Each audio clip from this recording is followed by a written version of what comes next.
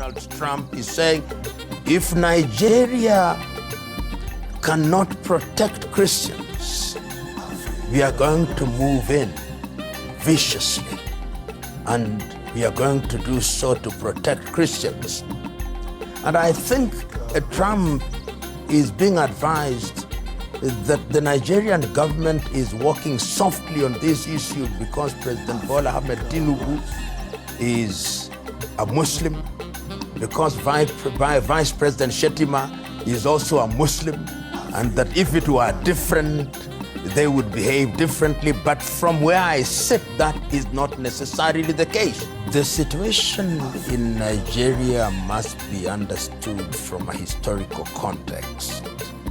And that history gives you a Nigeria which, when the North and the South came together, there was what could be described as the Muslim North, and for want of a better term, the Christian South, or largely Christian South. But remember, there are also other African religions, but that is the preferred definition.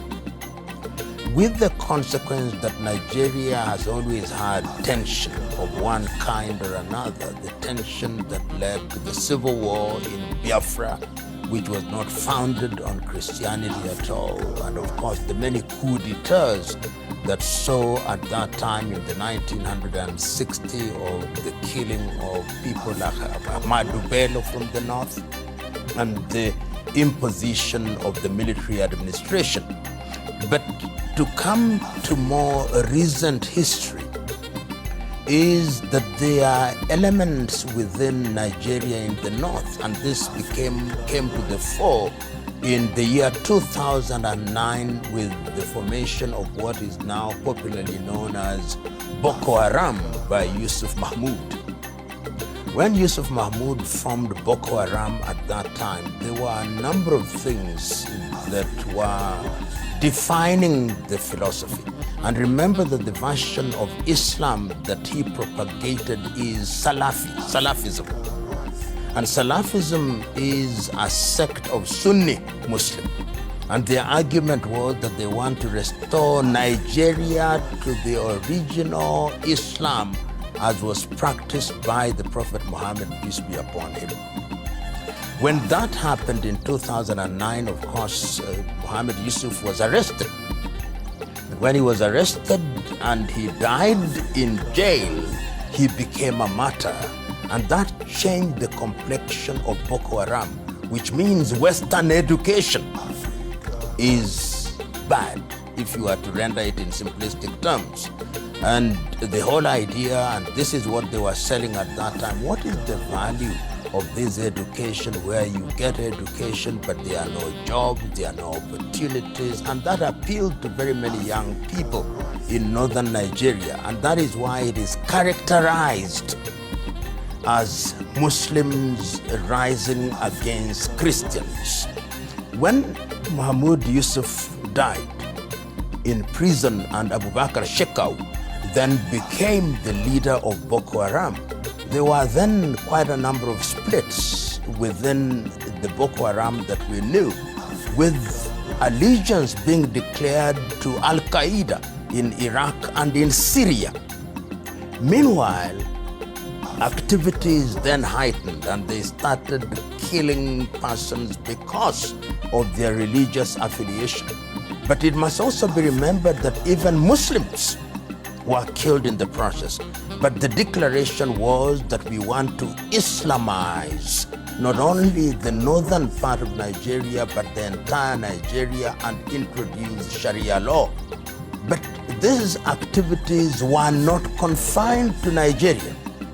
It was along the Chad basin, so that Chad was affected, Niger was affected, and even Cameroon was affected. But of course, the theater of action is Nigeria. The consequence of that now has been that they have engaged in activities which have led to the death of many. You remember the bombing of the UN offices in Abuja, which led to the death of 23 people. You remember the Chibok girls, when they raided schools and picked the Chibok girls, some of whom are still in custody.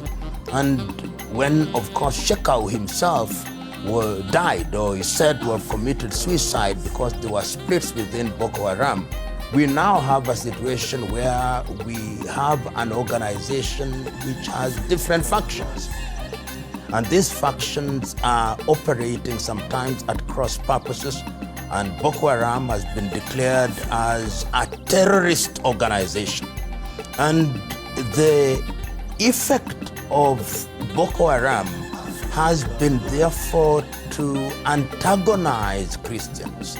And we know that Christian clergy have been targeted. We know that churches have been targeted.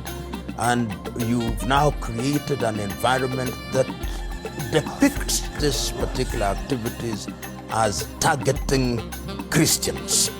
And indeed, there are Christians who have now come out and say that we are going to organize ourselves in order to resist this.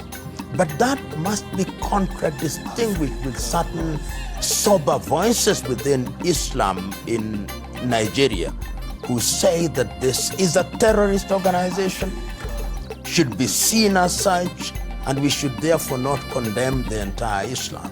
But as the saying goes, bad news spreads faster than good news. So what do we have in the popular media? Muslims or Muslim organizations are killing Christians. What is the reaction from different people? Let us resist them.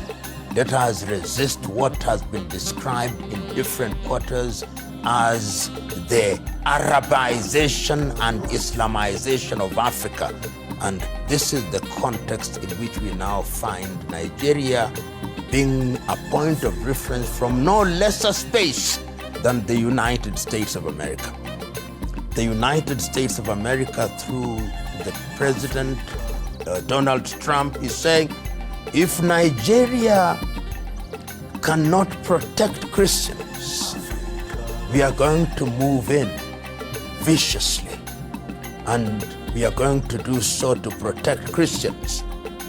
And I think Trump is being advised that the Nigerian government is working softly on this issue because President Bola Ahmed Tinubu is a Muslim, because Vice President Shetima is also a Muslim, and that if it were different, they would behave differently. But from where I sit, that is not necessarily the case. And these are individuals who are known to me. My own view is that you are dealing with an organization which is out of control, which is engaged in unconventional warfare, and is not going to be easy to defeat them, because they are not your regular army wearing army uniform. They are not arranged and organized in battalions and brigades. They could be somebody who is walking in the street and propagating their agenda. They hit when you don't expect, and they hit what you don't expect. Even when you say you are going to bomb them, who are you going to bomb? Where? In which location are they crowded that you'll bomb them and finish them? These are the questions must be called into question. And you can see and hear the reaction of President Bola Ahmed Tinubu, and by extension the Nigerian government. They reacted by saying they welcome the United States of America to help them fight Boko Haram. That is the situation as it is. What is happening diplomatically, we may not know. But you've seen a world where there is a new hegemony who believes they are going to fight for Christianity anywhere and everywhere. That is the situation. Africa Writes with Susan West.